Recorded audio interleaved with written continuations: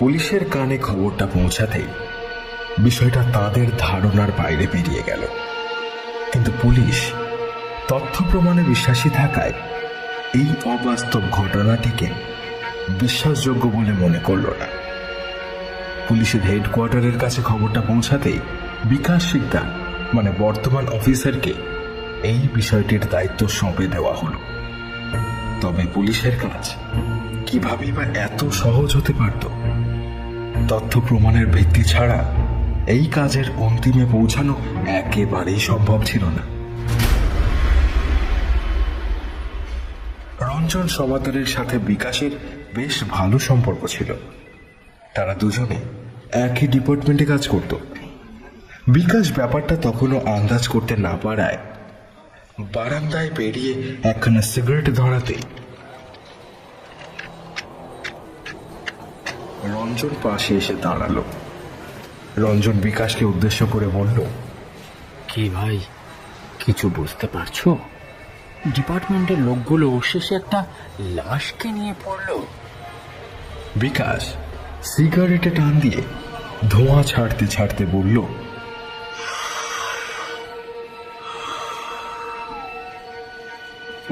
সেটা তো বুঝলাম, কিন্তু একটা কথা বলো তো, এইটা আবার হতে পারে নাকি যে যেই লাশটাকে নিয়ে পার্টির বাড়িতে পৌঁছে দিতে চেয়েছে সেই কোনো না কোনো কারণে মারা গেছে? হয় গাড়িটার কোনোভাবে ক্ষতি হয়েছে। গাড়ি বলতে? আরে বাবা, লাশের গাড়িটা, যেটাতে করে লাশটাকে পার্টির বাড়ি পর্যন্ত পৌঁছে দিতে হয়। এমন কটা গাড়ি ধ্বংস করেছে সেই লাশ, কোনো খেয়াল আছে তোমার? কোটা? বিকাশ সিগারেটে আরেকটা টান দিতে বলল, এই নিয়ে প্রায় 16টা। রঞ্জনবাবু সংখ্যাটা ভেবেছিলেন 2কে দিয়ে, কিন্তু বিকাশের মুখে 16 শব্দটি শুনেই তিনি চমকে উঠলেন। বলো কি গো, 16টা?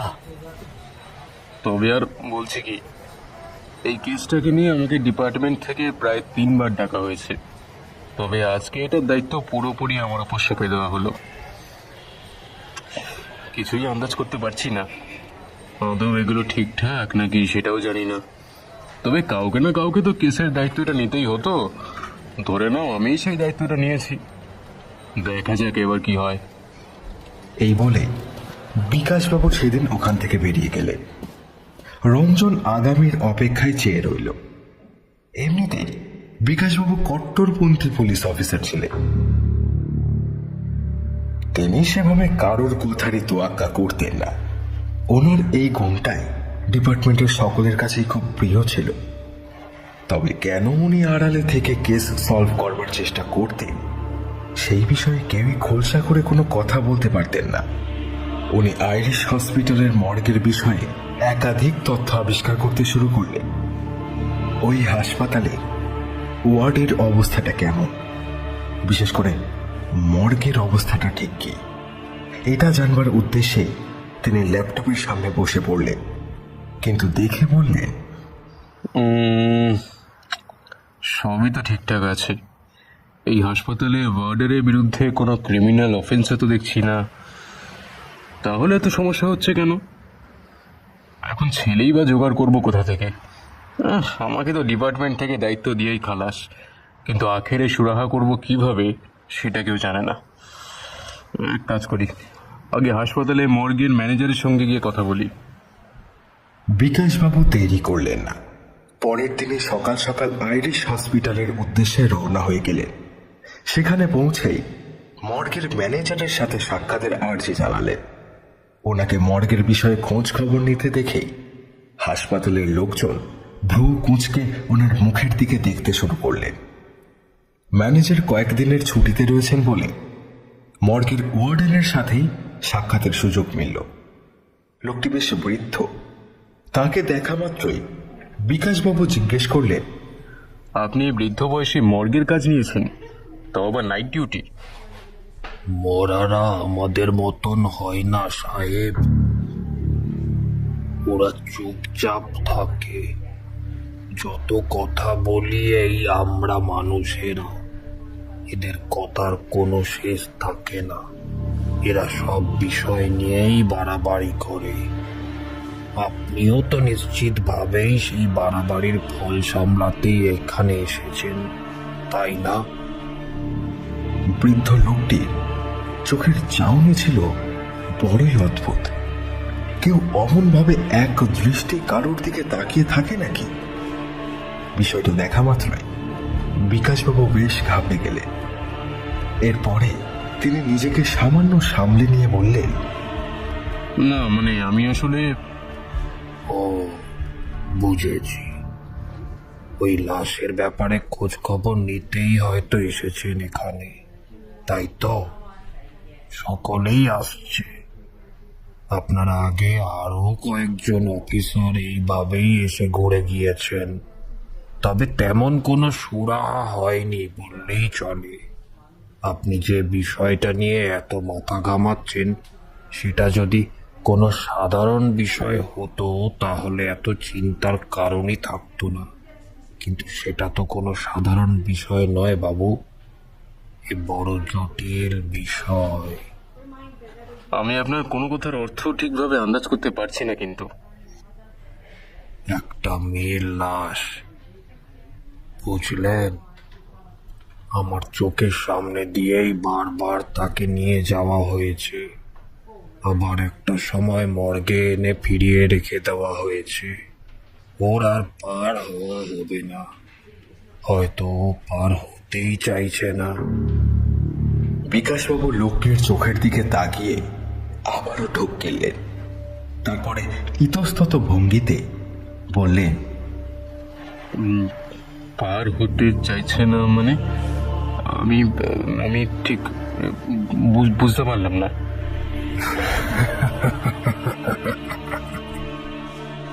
ঘাবড়ে গেলেন নাকি?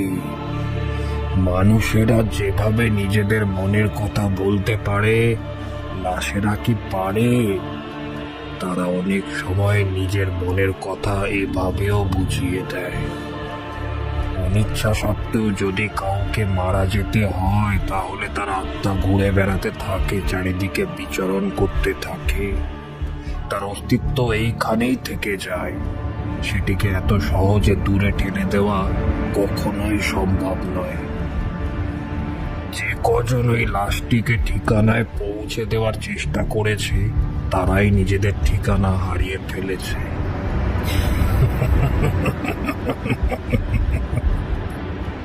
এবারে আশা করি আপনি আমার কথাগুলিকে আন্দাজ করতে পেরেছেন। সে আবার কি? ওই লাশটাকে কি একবার দেখতে পারি? সকালে তো তাকে শুয়ে থাকতেই দেখবেন, কিন্তু রাতের বেলা তাকে চলাফেরা করতেও দেখতে পারেন, বুঝলেন? আচ্ছা, এসবের অর্থ কি? আপনি কি আমাকে বোকা বানাচ্ছেন নাকি বলুন তো? পুলিশের সাথে মশকরা করার চেষ্টা করলে কি হয় জানেন তো? সোজা জেলের ঘানি টানতে হবে বলে দিলাম।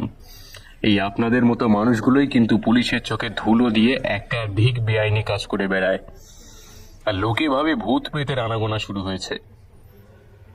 বিকাশবাবু দেখলেন লোকটি তার দিকে তাকিয়ে রয়েছেন।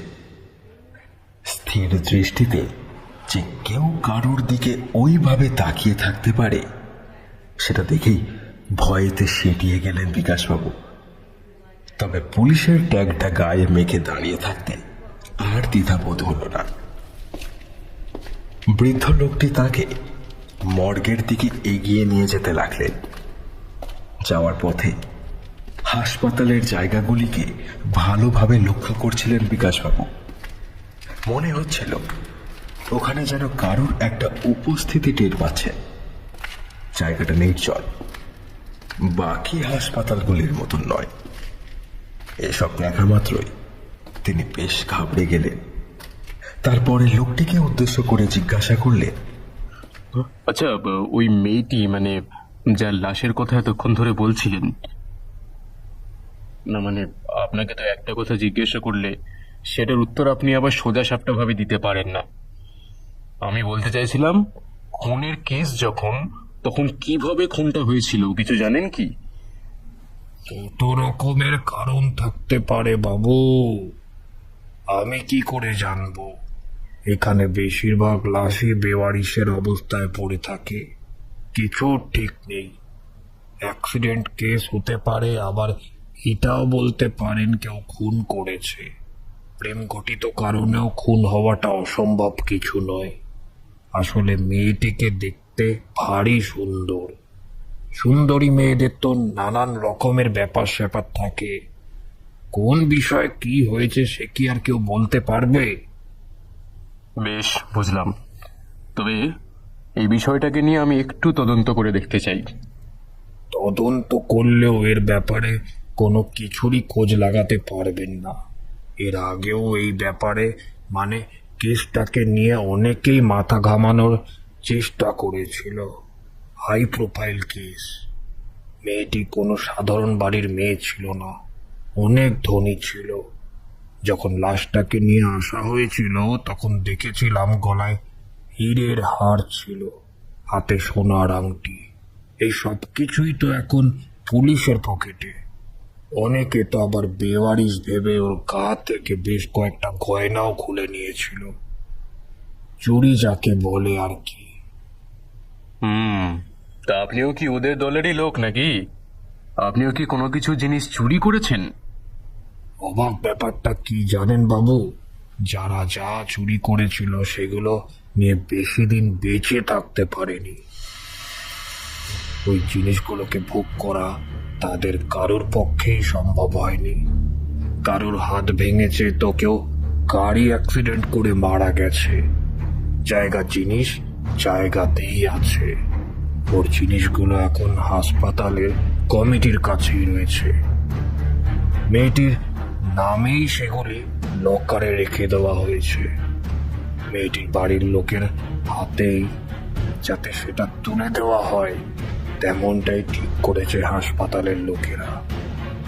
আরো একটা অদ্ভুত বিষয় কি জানেন বাবু? সেটা কি?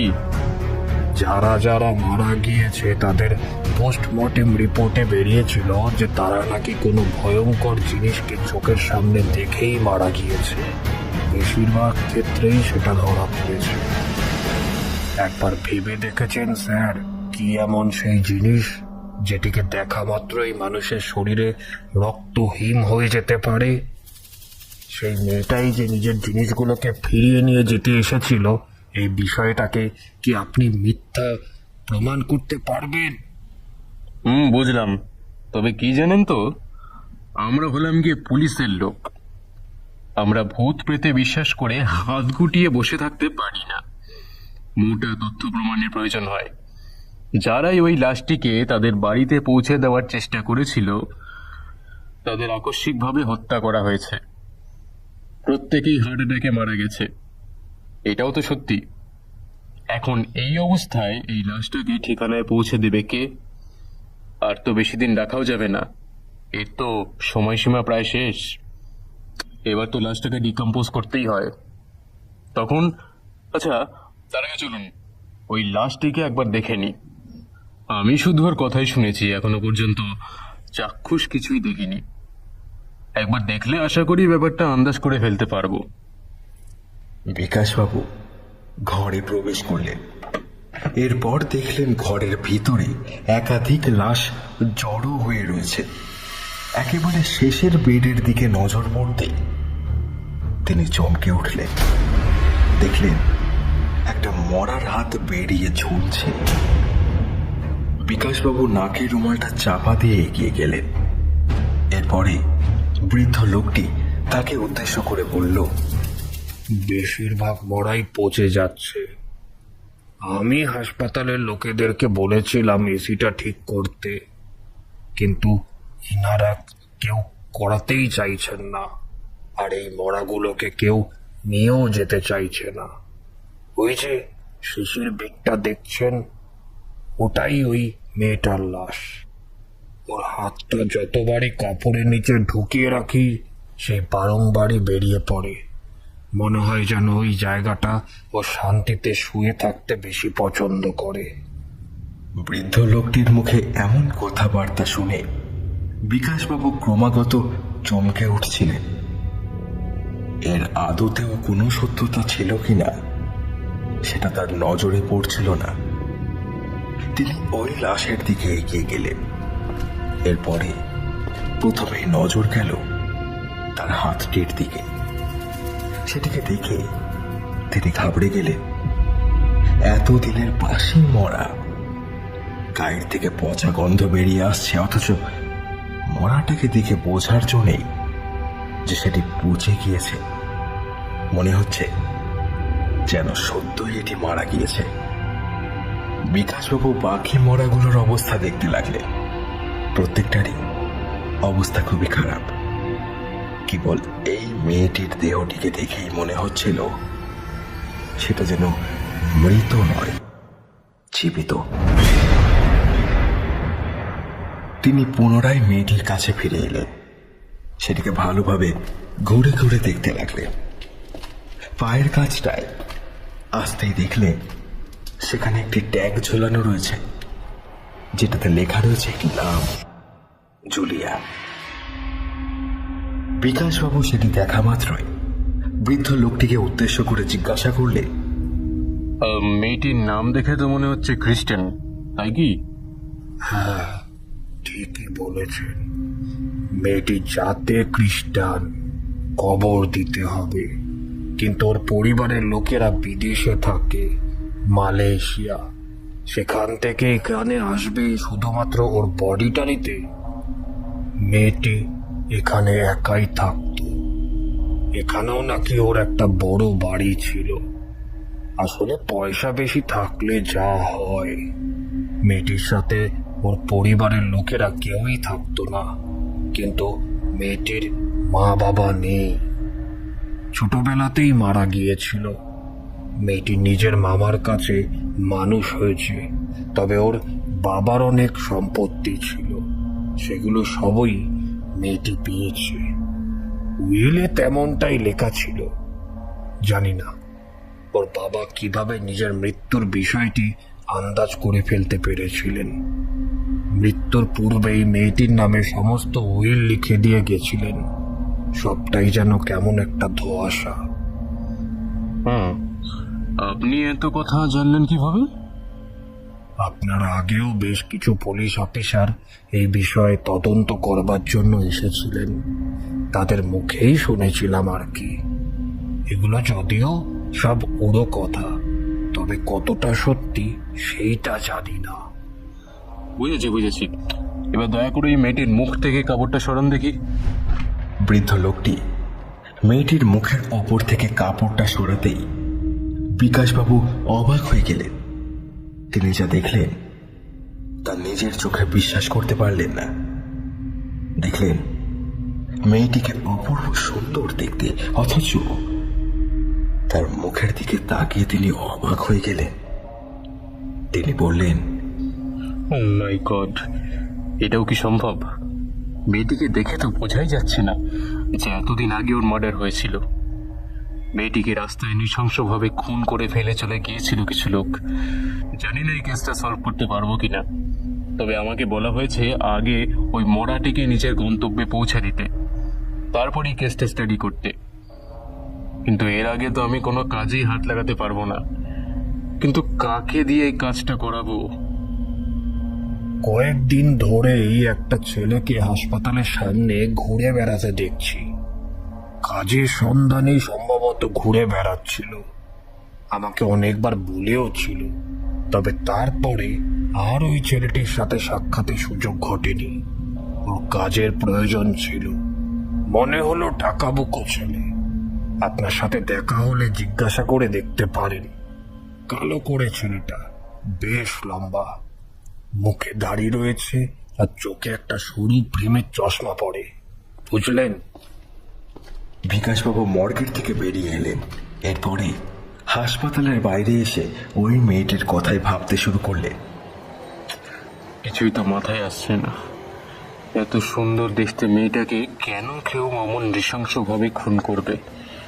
আর তাছাড়া ওই বৃদ্ধ লোকটা যা যা বলছিল সেগুলো যদি সত্যি হয় তাহলে তো ভয়ের বিষয়। কিন্তু ওই ছেলেটাকে এখন চিনব কিভাবে?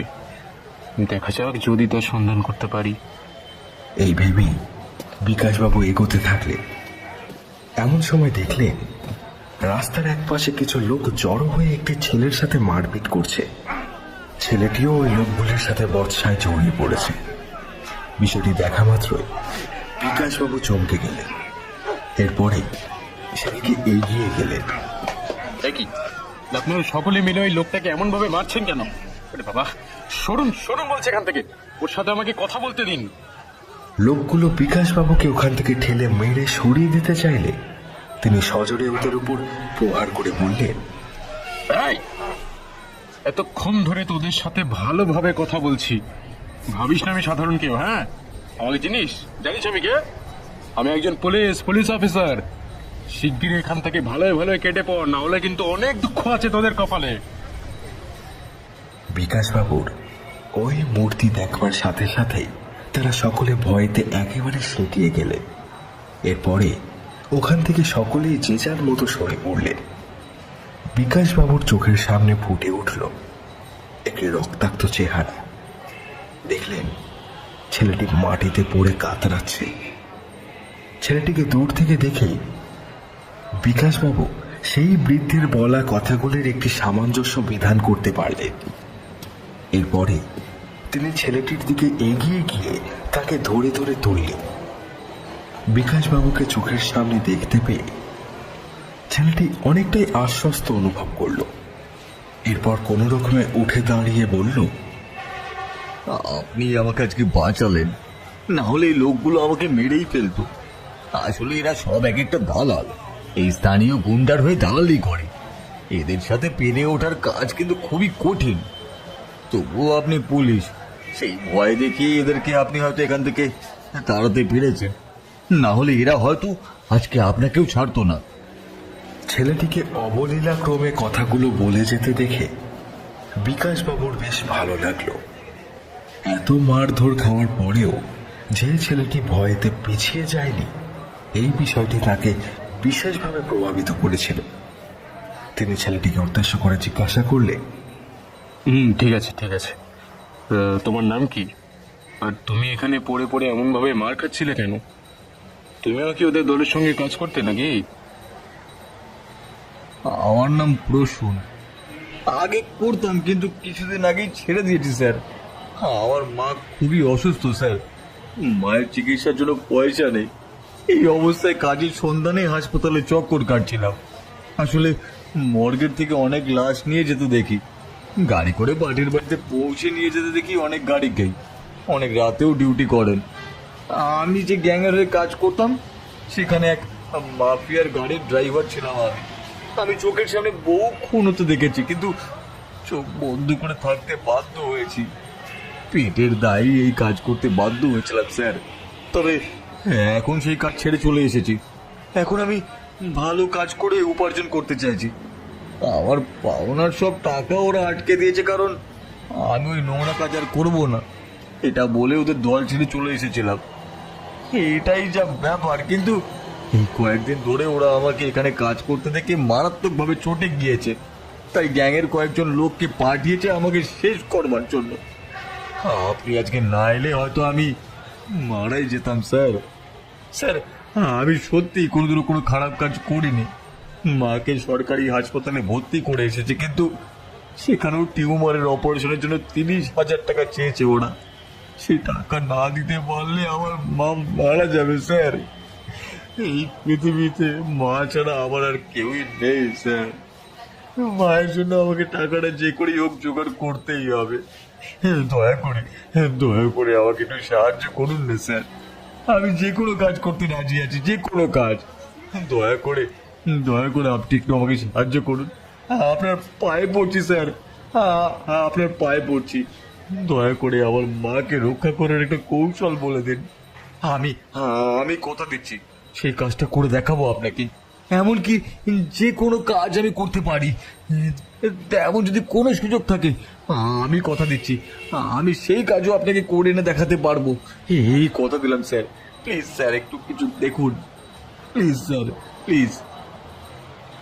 বিকাশবাবু প্রসূনের কথা শুনে ও তার আত্মবিশ্বাস দেখে খুবই খুশি হলেন।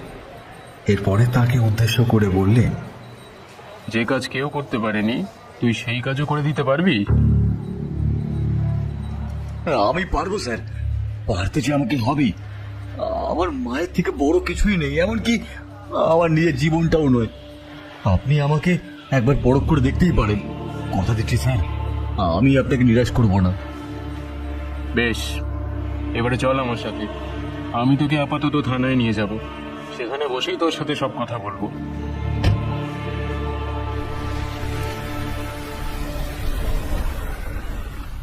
প্রসূন বিকাশ বাবুর জিপে উঠে বসল। গ্যাংয়ের লোকগুলো ঝোপের আড়ালে লুকিয়ে ওদের কথাগুলো শুনছিল। কিন্তু প্রসূন পুলিশের সাথে কাজ করতে চলেছে এই বিষয়টি তাদের কাছে যেতেই তাদের মধ্যে থেকে একজন বলে উঠল, আরে তো ভারী সমস্যা হলো দেখছি। কি করি বল দেখি। এ তো এতকাল ধরে আমাদের দলের হয়ে কাজ করতো, কিন্তু এখন তো দেখছি পুলিশের হয়ে কাজ করবে। এ তো আমাদের অনেক কথাই জানি। এখন এ যদি আমাদের কোনো কথা পুলিশকে বলে দেয় তাহলে তো মহা ক্যাশরা হয়ে যাবে। আরে বাবা, এইসব নিয়ে এত ভেবে লাভ নেই, কারণ বিকাশ বাবু লোকটা দারুণ কট্টর পুলিশ অফিসার। কিন্তু উনি শুনেছি এনকাউন্টার স্পেশালিস্ট। বেশি কিছু করতে গেলেই একেবারে দানা ভরে দেবেন। দরকার নেই, চলো এখান থেকে কেটে পড়ি। এই বলে লোকগুলো নিজেদের গাড়িতে বসে ওই জায়গাটির থেকে চলে গেল। অন্যদিকে বিকাশবাবু প্রসূনকে নিয়ে থানায় পৌঁছালেন। এরপরে তাকে থানার ভিতরে নিয়ে এসে বসালেন। বিকাশবাবুর সাথে আরো দুজন পুলিশ অফিসার এসে প্রসূনের সামনে বসলেন। জীবনে প্রথমবার থানায় ঢুকে প্রসূনের গলা শুকিয়ে গিয়েছিল। বিকাশবাবু এক গ্লাস জল প্রসূনের দিকে এগিয়ে দিয়ে বললেন,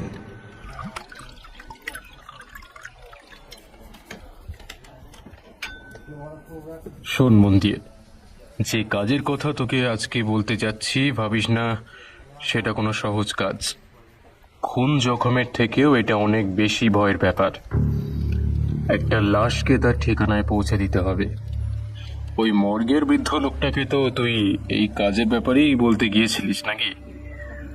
তুই নাকি মরাদের ঠিকানায় পৌঁছে দেওয়ার কথা বলেছিলিস, কিন্তু ওখানে গিয়ে কাজ চাইলে ও কোথা থেকে কাজ দেবে? হ্যাঁ, ও তো শুনলাম নিজেই নাকি ভূতের ভয় পায়, ভূতকে নাকি চলাফেরা করতেও দেখেছে।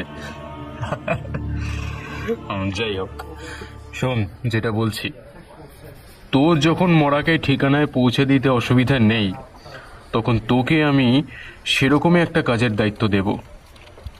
এই মেয়েটার মরাটাকে যদি তার বাড়ির ঠিকানায় পৌঁছে দিতে পারিস, তাহলে তোকে হাসপাতালের তরফ থেকে কত টাকা দেওয়া হবে আমি জানি না, তবে আমি তোকে পুলিশ ডিপার্টমেন্টের তরফ থেকে 50,000 টাকা দেব। এছাড়াও তোকে আমি একটা ফ্ল্যাট দেব, আমার নিজের ফ্ল্যাট, কিন্তু এখন আমার সেটার আর প্রয়োজন নেই। আমি অন্য জায়গায় ট্রান্সফার নিয়ে চলে যাচ্ছি। সেখান থেকে এই শহরে ফেরার সুযোগ খুবই কম, তাই ভাবছিলাম ফ্ল্যাটটা বেচে দেব, কিন্তু এখন আর সেসব ভেবে লাভ নেই। তোর যখন প্রয়োজন তখন ভাবছিলাম তোকেই সেটা দিয়ে দেব। তবে একটা কথা, তোকে কিন্তু ওই লাশটাকে সঠিক জায়গা মতো পৌঁছে দিতে হবে।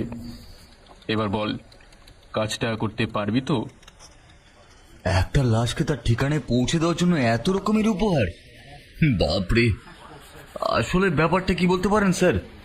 আমি তো এতকালে এত মানুষকে দেখেছি, কিন্তু বিশ্বাস করুন, আজকের দিনে সহজ কাজের জন্য কেবল মারই জোটে, টাকা জোটে কঠিন ও বেআইনি কাজের জন্য। মর্গের থেকে মরা নিয়ে তার ঠিকানায় পৌঁছে দেবো, এর মধ্যে তো আর কঠিন কিছুই দেখছি না স্যার।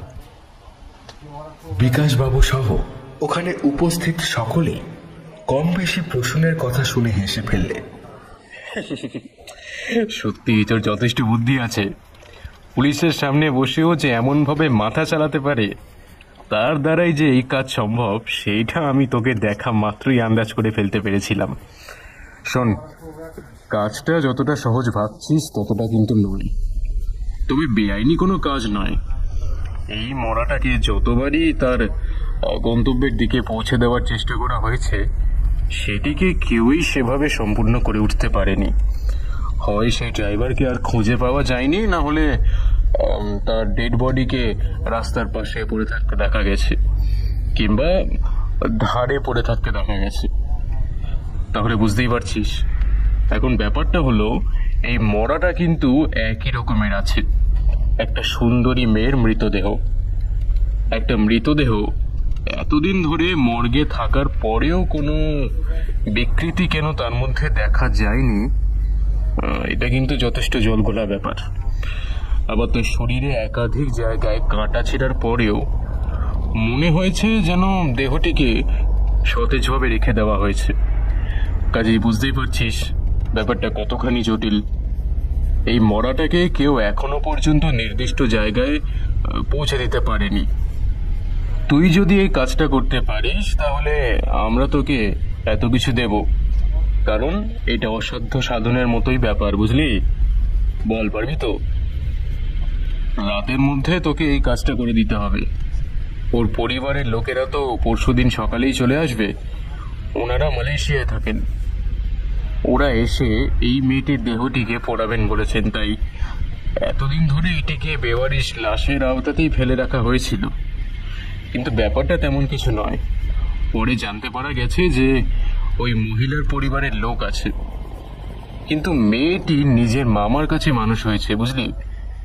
এখন ব্যাপার হচ্ছে এই মেয়েটিকে খুন করলো কে আর কেন? হতে পারে অতিরিক্ত পয়সা দেখে মেয়েটিকে কেউ খুন করেছে, আর না হলে অন্য কোনো ব্যাপার। মেয়েটা জীবিত নেই এটা একেবারেই ঠিক, কিন্তু এরপরেও কেউ মেয়েটিকে পোড়াতে পারছে না কেন? ওটাই হলো আসল ব্যাপার। তুই যদি এটা করে দিতে পারিস তাহলে বুঝবো আমরাও মেয়েটার খুনিকে চট করে ধরে ফেলতে পারবো। এখন কাজটা হলে বাঁচি, না হলে আমাদের মাথার উপর খাড়া ঝুলছে। কি করব কিছুই বুঝে উঠতে পারছি না। ঠিক আছে স্যার, আমি এই কাজ করে দেওয়ার চেষ্টা করব, কিন্তু জানি না আপনি যা বললেন সেটা সত্যি কিনা। এমনটাও তো হতে পারে কেউ বিষয়টাকে হাই প্রোফাইল কেস ভেবে টাকা পয়সার লোটার ধান্দা করছে। যে কোনো লোক মনেটা নিয়ে যাচ্ছে, তাকে রাস্তায় ভয় দেখিয়ে আটকে দিচ্ছে এবং তাকে খুন করে দিচ্ছে, যাতে লোকে ভাবে এটি মেয়েটির ভূত করাচ্ছে। কারণ আপনি তো জানেনই মানুষের মনের মধ্যে কত রকমের কুসংস্কার দানাবাঁধে দেখতে পাওয়া যায়। তাই লোকে যদি ভূতের ভয় পেয়ে যায় আর কোনোভাবে যদি পুলিশকে বিষয়টা বুঝিয়ে দেওয়া যায়, তাহলে কেস ক্লোজ হয়ে যাবে আর সমস্ত পয়সা তাদের হাতে চলে যাবে। আমি ওই গ্যাংয়ের সাথে কাজ করে করে এই সব ব্যাপারে আগের থেকে অনেকটাই ধারণা তৈরি করে ফেলতে পেরেছি স্যার। আপনি নিশ্চিন্তে থাকুন, এর বাইরে বিষয়টা কিছুই নয়। দেখবেন হাসতে হাসতে আমি ওই মরাটাকে গন্তব্যে পৌঁছে দিতে পারবো, কোনো অসুবিধাই হবে না। প্রসূনের কনফিডেন্স সেদিন কথা বলেছিল। বিকাশবাবু প্রসূনকে সমস্ত কিছু বুঝিয়ে দিলেন।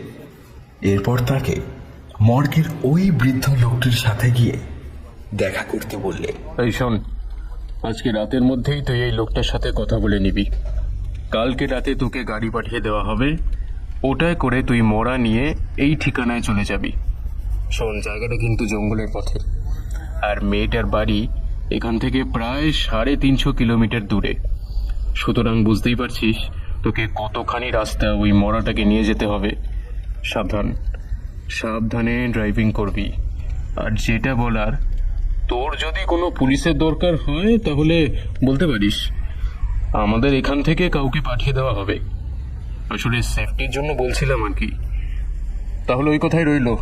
আসুন, এই নে, হাতে 2000 টাকা রাখ। যদি কোনো খেতে টেতে হয় তাই দিয়ে রাখলাম।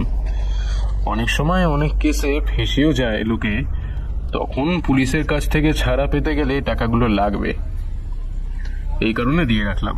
এই নে, তোকে একটা মোবাইল ফোন দিলাম, এটার সাহায্যে তুই আমাদের সাথে যোগাযোগ করবি। এখানে আমার নাম্বারটা নাম সহ সেভ করা আছে, বুঝলি? কোথাও কোনো অসুবিধায় পড়লে আমাকে জানাবি, কেমন? ঠিক আছে স্যার, এখনো পর্যন্ত সবকিছু ঠিকঠাকই লাগছে, কোথাও কোনো অসুবিধা দেখতে পাচ্ছি না। যদি কোনো অসুবিধা হয় তখন না হয় আমি আপনাকে ফোন করে নেব। বেশ, কাজটা যেন সময় মতো হয়ে যায়। এবারে তুমি তোমার কাজে মন দাও। এখন থেকে কাজটা না হওয়া পর্যন্ত সব সময় পুলিশের লোক তোমার সাথেই থাকবে। শুধু যেদিন তুমি মরাটা নিয়ে যাবে সেদিন আমি কাউকে তোমার সাথে পাঠাবো না, কারণ চেকপোস্টে পুলিশ থাকে। কাজেই এইটা যে পুলিশের ভেতরকার লোককে দিয়েই করানো হচ্ছে সে বিষয়ে আমাকে হেডকোয়ার্টার থেকে জানাতে বারণ করে দিয়েছিল। এই কারণে আমি তোর সাথে পুলিশ পাঠালাম না। তুই কাজটা করে এসে আমাকে খবর দিবি। এই খবরদার, এই ফোনের সাহায্যে যদি অন্য কাউকে যোগাযোগ করার চেষ্টা করেছিস তাহলে কিন্তু তোর খবর আছে বলে দিলাম। কারণ কোনো সময় পুলিশকে চ্যালেঞ্জ করতে যাবি না, এটা বলে রাখলাম। ঠিক আছে স্যার, সেটাই হবে, আপনি কিচ্ছু চিন্তা করবেন না। প্রসূন কথাগুলি বলে সেখান থেকে চলে গেল। একটি পুলিশের জিপ তার দিকে এগিয়ে এলো। প্রসূন জিপে উঠে পড়ল, তারপর সোজা চলে গেল হাসপাতালে। সেখানে গিয়ে দেখলাম মা ওভাবেই অজ্ঞান অবস্থায় পড়ে রয়েছে। প্রসূন ডাক্তারবাবুকে উদ্দেশ্য করে জিজ্ঞাসা করল, আমার মায়ের অপারেশন খুব তাড়াতাড়ি হবে ডাক্তারবাবু। আমি খুব তাড়াতাড়ি টাকাটা জোগাড় করে আনবো। একটা ভালো কাজ পেয়েছি। যেটা করার তাড়াতাড়ি করো, আমাদের হাতে মাত্র একটাই দিন সময় আছে। এর মধ্যে যদি অপারেশন করাতে না পারো তাহলে তোমার মাকে কিন্তু আর বাঁচানো যাবে না, এটা মনে রেখো। ডাক্তারের মুখে এই কথাটা শোনার সাথে সাথেই প্রসূনের চোখে জল এলো। সে তার মায়ের কেবিনের বাইরে থেকে দাঁড়িয়ে বলল, আমি তোমার কোনো ক্ষতি হতে দেবো না মা, তুমি কোনো কিছু চিন্তা করো না। এই কথাগুলি বলে প্রসূন ওই জায়গাটি থেকে চলে গেল। এরপরে পুলিশের জিপে উঠতে পুলিশ হাসপাতালের দিকে সেটিকে ঘুরিয়ে নিলেন। আইরিশ হাসপাতালের সামনে এসে দাঁড়াতে প্রসূন পুলিশের লোকটিকে উদ্দেশ্য করে জিজ্ঞাসা করল, আমাকে এখানে নিয়ে এলেন কেন? আমার তো বাড়ি যাবার কথা, এখানে তো আমার কালকে আসবার কথা ছিল। এমন সময় পুলিশের লোকটির চোখের ইশারায় প্রসূন সামনের দিকে ফিরে তাকাতেই দেখল সেই বৃদ্ধ লোকটি তার সামনে এসে হাজির হয়েছে। লোকটির চোখের দিকে তাকাতেই প্রসূন আঁতকে উঠল। ও কাকা, তোমার চোখের দিকে তাকালে যে কোনো মানুষেরই ভয় লেগে যাবে। কি ভয়ঙ্কর ভাবে তাকাও তুমি, সত্যি বাবা। তা এখন এখানে কি করছো? বৃদ্ধ লোকটি তাকে গাড়ি থেকে নামতে বললেন। এরপরে তার দিকে এগিয়ে যেতে বললেন। প্রসূন লোকটির দিকে এগিয়ে গেল। বৃদ্ধ লোকটি প্রসূনকে উদ্দেশ্য করে বললেন, বাহ বাহ, শেষমেশ তোর কপালে বিপদটা এসে পড়লো তো। আমি জানতাম ওই বিকাশকে, ওই কারণেই আমি বলেছিলাম তোর দিকটা ভেবে দেখতে। তোর কপালেই যে বিপদ ঘনাবে এটা আমি সেদিনই টের পেয়েছিলাম। এবারে তোর পালা, তোর। তবে তোর চোখে আমি সততা দেখেছি। চিন্তা করিস না, সৎ মানুষদের ভূতেরাও কিছু করে না। কিন্তু একটা কথা মনে রাখিস, ওই মেয়েটা তোর কাছে নিশ্চয়ই সাহায্য চাইবে। তোর কাছে ওর মৃত্যুর হিসাব চাইবে। প্রতিশোধের আগুনে জ্বলছে ওর শরীরটা। ওকে সঙ্গে করে নিয়ে যাচ্ছিস যখন, তখন ওর খেয়াল রাখিস। ওকে সাবধানে ওর বাড়ি পৌঁছে দিস। যদি বেগুর বাই করতে যাস তাহলে কিন্তু তুইও পথ থেকে সরবি। ওর দেহটা ওভাবেই থেকে যাবে। ওটার কোনো লয় ক্ষয় কিচ্ছু হবে না।